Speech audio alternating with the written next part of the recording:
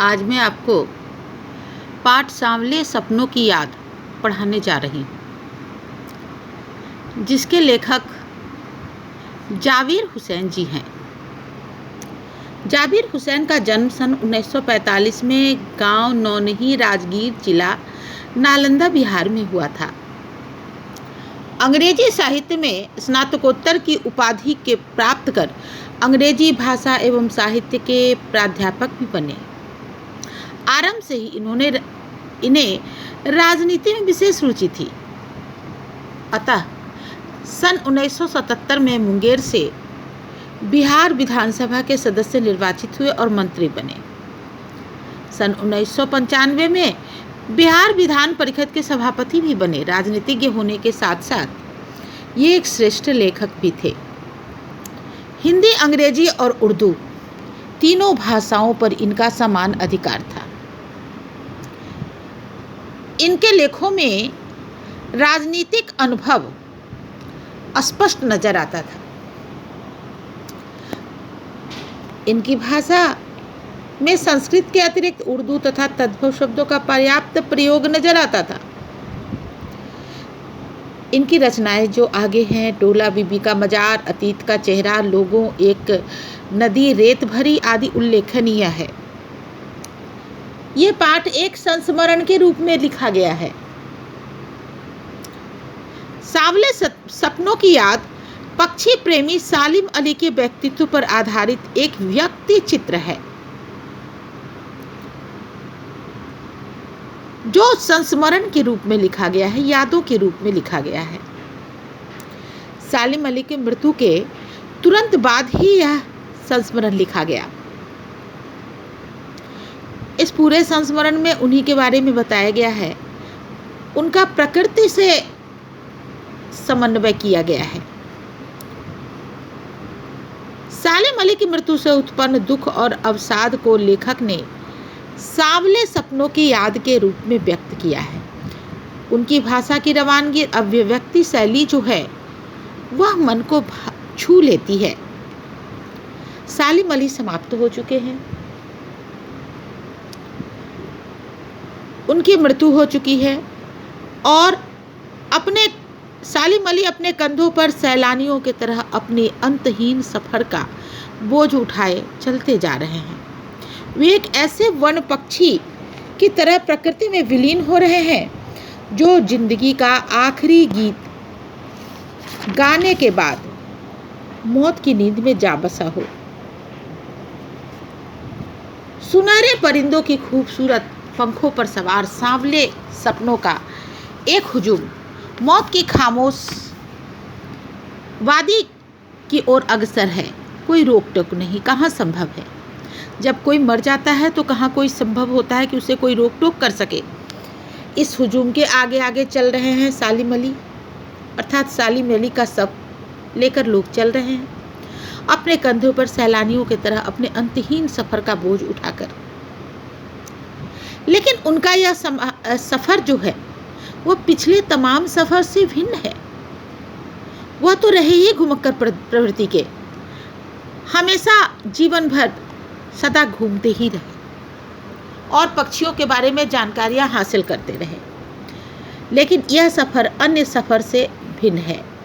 भीड़ भाड़ की जिंदगी और तनाव के माहौल से सालिम अली का यह आखिरी पलायन है।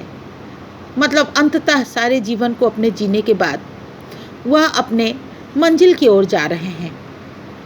अब तो वो उस वन पक्षी की तरह ही प्रकृति में विलीन हो रहे हैं जो जिंदगी का आखिरी गीत गाने के बाद मौत की गोद में जा बसा हो। कोई अपने जिस्म की हरारत और दिल की धड़कन देकर भी उसे लौटाना चाहे तो वह पक्षी अपने सपनों के गीत दोबारा कैसे गा सकेगा। कहने का अर्थ ये है कि सालिम अली समाप्त हो चुके हैं और अब वो जिस सफ़र की ओर जा रहे हैं उस सफ़र के बीच में अगर कोई अपनी सांसें देकर के भी, अपने जिस्म की हरारत देकर भी, गर्मी देकर भी उन्हें जिंदा करना चाहे तो वह जीवित नहीं हो सकते, क्योंकि वह उस पक्षी की तरह अंत की ओर चले गए हैं जो जीवन के आखिरी गीत को गाकर समाप्त हो जाता है और फिर दोबारा कोई भी गीत नहीं गा सकता, अपने सपनों को, अपने जीवन को दोबारा नहीं जी सकता। अब लेखक कहते हैं कि उन्हें नहीं लगता कोई इस सोए हुए पक्षी को जगाना चाहेगा। सोए हुए पक्षी अर्थात सालिम अली। वर्षों पूर्व लेखक सालिम अली ने कहा था कि लोग पक्षियों को आदमी की नज़र से देखना चाहते हैं, यह उनकी भूल है। ठीक उसी तरह जैसे जंगलों, पहाड़ों, झरनों और आबशारों को वो प्रकृति की नज़र से नहीं, आदमी की नज़र से देखने को उत्सुक रहते हैं। भला कोई आदमी अपने कानों से पक्षियों की आवाज़ का मधुर संगीत सुनकर अपने भीतर रोमांच का सोता फूटता महसूस कर सकता है? उनके कहने का अर्थ है कि प्रकृति को प्रकृति की नज़र से देखना चाहिए। हम पक्षियों के गीत को सुनते हैं, हवा की सरसराहट को सुनते हैं, प्रकृति को देखते हैं, वहाँ की पत्थरों को देखते हैं, लेकिन उन्हें आदमी की नज़र से देखते हैं, उस प्रकृति की सुंदरता की नज़र से देख ही नहीं पाते। तो क्या ऐसे देखकर अपने भीतर उस प्रकृति की सुंदरता को हम समा पाएंगे? उससे अभिभूत हो पाएंगे? या उससे देखने पर रोमांच का कोई सोता फूटता सा महसूस हो पाएगा? एहसास की ऐसी ही एक उबड़ खाबड़ जमीन पर जन्मे मिथक का नाम है सालिम अली।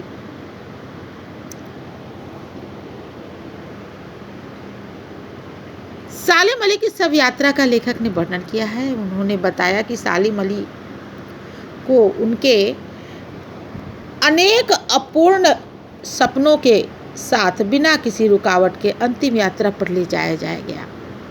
उनकी यह यात्रा जीवन की दूसरी यात्राओं से भिन्न थी। वे तनाव और दुखों से भरी जिंदगी को जी रहे थे, प्रकृति में उनकी उसी तरह विलीन हो रहे थे जैसे कोई पक्षी अपने अंतिम गीत गाकर प्राण त्याग देता है। सालिम अली का कहना था कि लोग पक्षी, जंगल, झरने आदि को प्रकृति की दृष्टि से न देखकर आदमी की दृष्टि से देखते हैं। आदमी पक्षियों के मधुर स्वर को सुनकर रोमांचित नहीं हो सकता। सालिम अली ऐसे ही अनुभवों को धारण करने वाले व्यक्ति थे। पता नहीं इतिहास में कब कृष्ण ने वृंदावन में रासलीला रची थी। शोक गोपियों को अपनी शरारत का निशाना बनाया था। कब मक्खन भरे भाड़ फोड़े थे, दूध छाली से अपना मुंह भरा था। कब वाटिका में छोटे छोटे किंतु घने पेड़ों की छांव में विश्राम किया था।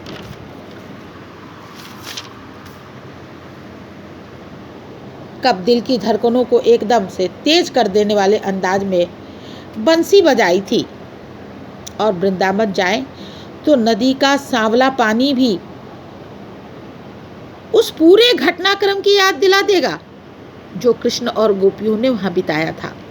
हर सुबह सूरज निकलने से पहले भी जब पतली गलियों से उत्साह भरी भीड़ नदी की ओर बहती है तो ऐसा लगता है जैसे उस भीड़ को चीरकर अचानक कोई सामने आएगा और बंसी की आवाज़ पर सबके कदम थम जाएंगे। हर शाम सूरज ढलने से पहले जब वाटिका का माली सैलानियों को हिदायत देगा तो ऐसा लगता है जैसे बस कुछ ही क्षणों में वो कहीं से आ टपकेगा और संगीत का जादू वाटिका के भरे पूरे माहौल पर छाया जाएगा। वृंदावन कभी कृष्ण की बांसुरी की जादू से खाली हुआ है क्या? लेखक के ये लिखने का मतलब है कि सालिम अली भी जिस प्रकार से कृष्ण का युग बरसों पहले बीत जाने के बाद भी आज भी वृंदावन में जिस प्रकार उनकी उपस्थिति का एहसास होता है, उनकी बांसुरी के संगीत का एहसास होता है, पतली गलियों से निकलने पर उनकी उपस्थिति का एहसास होता है, कि हो सकता है कहीं से वो आ जाएंगे। तो जो घटनाएं बीत चुकी होती हैं उसका एहसास हमेशा के लिए रह जाता है। उसी प्रकार सालिम अली के मरने पर भी उनकी यादें जो हैं वह किसी के मन से दूर नहीं जाएगा और उनका किया हुआ कार्य कभी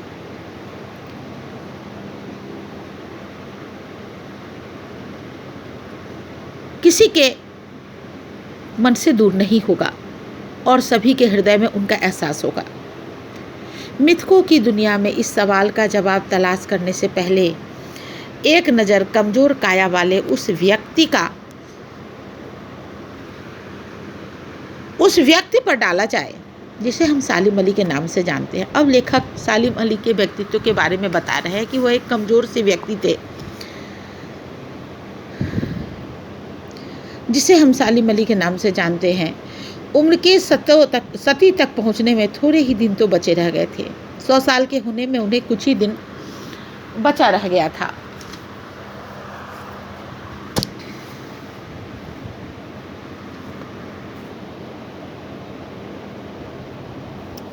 और संभव है लंबी यात्राओं के थकान ने उनके शरीर को कमजोर भी बना दिया था और कैंसर जैसी जानलेवा बीमारी उनकी मौत का कारण बन गई हो।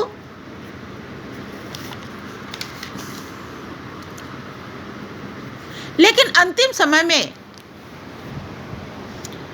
उनकी आंखों की रोशनी को छीनने में मौत भी सफल नहीं हो सकी थी।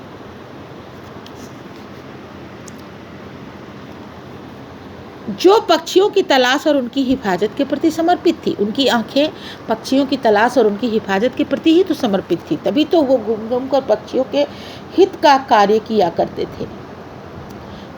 सालिम अली के आंखों पर चढ़ी दूरबीन उनकी मौत के बाद ही तो उतरी थी।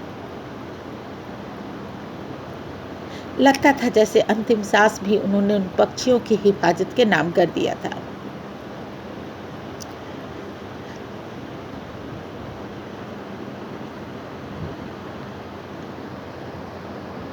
अंतिम समय भी वो पक्षियों की तलाश और देखरेख में लगे रहे थे। उन जैसे वर्ड वाचर शायद ही कोई हुआ हो, लेकिन एकांत क्षणों में सालिम अली बिना दूरबीन के भी देखे गए हैं। दूर क्षितिज तक फैली जमीन और झुके आसमान को छूने वाली उनकी नज़रों में कुछ वैसा ही जादू था जो प्रकृति को अपने घेरे में बांध लेता था। सालिम अली उन लोगों में से थे जो प्रकृति के प्रभाव में आने के बजाय प्रकृति को अपने प्रभाव में लाने में कायल होते थे। प्रकृति से अभिभूत होने के बजाय प्रकृति को ही उन्होंने अभिभूत कर दिया था अपने व्यक्तित्व से। उनके लिए प्रकृति में हर तरफ एक हंसती खेलती रहस्य भरी दुनिया पसरी थी। यह दुनिया उन्होंने बड़ी मेहनत से अपने लिए गढ़ी थी। इनके गढ़ने में उनके जीवन साथी तहमीना ने काफ़ी मदद पहुंचाई थी। तहमीना स्कूल के दिनों में उनकी सहपाठी रही है। सालिम अली ने प्रकृति और पक्षी के लिए जो भी किया उसमें उनकी स्कूल की सहपाठी तहमीना भी साथ देती रही। यह लेखक बताता है कि सालिम अली जैसे पक्षियों की देखभाल करने वाला उन्हें कोई नहीं मिला। उनकी आंखें क्षितिज तक फैली प्रकृति को बांधने में सक्षम थी। वे प्रकृति के प्रभाव में ना कर प्रकृति को अपना बना लेती थी। प्रकृति की रहस्य भरी दुनिया को वो काफी गहराई से देखते थे। अनुभवी सालिम अली ने तत्कालीन प्रधानमंत्री चौधरी चरण सिंह से केरल की साइलेंट वैली की रेगिस्तान की धूल भरी हवाओं से बचाने का अनुरोध किया था। अपने लंबे रोमांचकारी जीवन में ढेर सारे अनुभवों के मालिक सालिम अली एक दिन केरल की साइलेंट वैली को रेगिस्तानी हवा के झोंके से बचाने का अनुरोध लेकर चौधरी चरण सिंह से भी मिले थे। वे तत्कालीन प्रधानमंत्री थे। चौधरी साहब गांव की मिट्टी पर पड़ने वाली पानी की पहली बूंद का असर जानने वाले नेता थे, मिट्टी से जुड़े हुए नेता थे, प्रकृति को समझते थे। पर्यावरण के संभावित खतरों का जो चित्र सालिम अली ने उनके सामने रखा, उसने उनकी भी आंखें नम कर दी थी। आज सालिम अली नहीं हैं, चौधरी साहब भी नहीं हैं। कौन बचा है जो अब इस सूंधी माटी पर उस उगी फसल के बीच एक नए भारत की नींव रखने का संकल्प लेगा? कौन बचा है जो अब हिमालय और लद्दाख की बर्फीली जमीनों पर जीने वाले पक्षियों की वकालत करेगा? लेखक चिंतित है कि अब तो दोनों में से कोई भी नहीं रहे, तो अब इस प्रकृति को और पक्षियों को सहायता कौन करेगा? कौन एक नए भारत की खोज का नींव रखेगा? सालिम अली ने अपने आत्मकथा का नाम रखा था फॉल ऑफ अ स्पैरो। मुझे याद आ गया, D.H. लॉरेंस की मौत के बाद लोगों ने उनकी पत्नी फ्रीडा लॉरेंस से अनुरोध किया था कि वह अपने पति के बारे में कुछ लिखे। फ्रीडा चाहती तो ढेर सारी बातें लॉरेंस के बारे में लिख सकती थी, लेकिन उसने कहा, मेरे लिए लॉरेंस के बारे में कुछ भी लिखना असंभव सा प्रतीत होता है और मुझे महसूस होता है कि मेरे छत पर बैठने वाली गौरैया लॉरेंस के बारे में ढेर सारी बातें जानती है, मुझसे भी ज़्यादा जानती है। उनके कहने का अर्थ था कि लॉरेंस पक्षियों के बीच जितना समय बिताया करते थे, अपने पत्नी के साथ भी उतना समय नहीं बिताते थे, जिस कारण वो गौरैया जो है उनसे बात करते करते उनके विषय में ज़्यादा कुछ जानती थी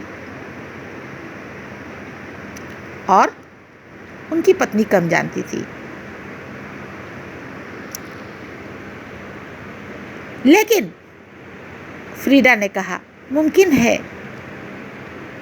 वो बहुत ही सादा दिल के व्यक्ति थे।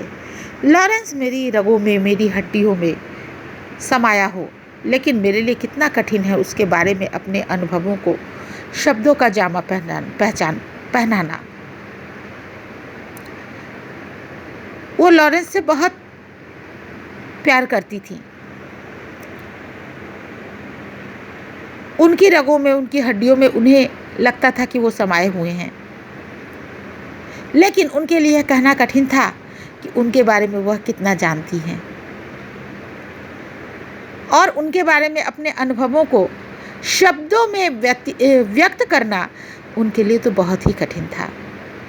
इसलिए उन्होंने कहा कि उन्हें यकीन है कि छत पर बैठी गौरैया उनके बारे में, उन दोनों के बारे में ही उनसे ज़्यादा जानकारी रखती हैं। जटिल प्राणियों के लिए सालिम अली हमेशा एक पहेली बने रहेंगे। उनका जीवन क्यों पक्षियों के बचाव की ओर मुड़ गया?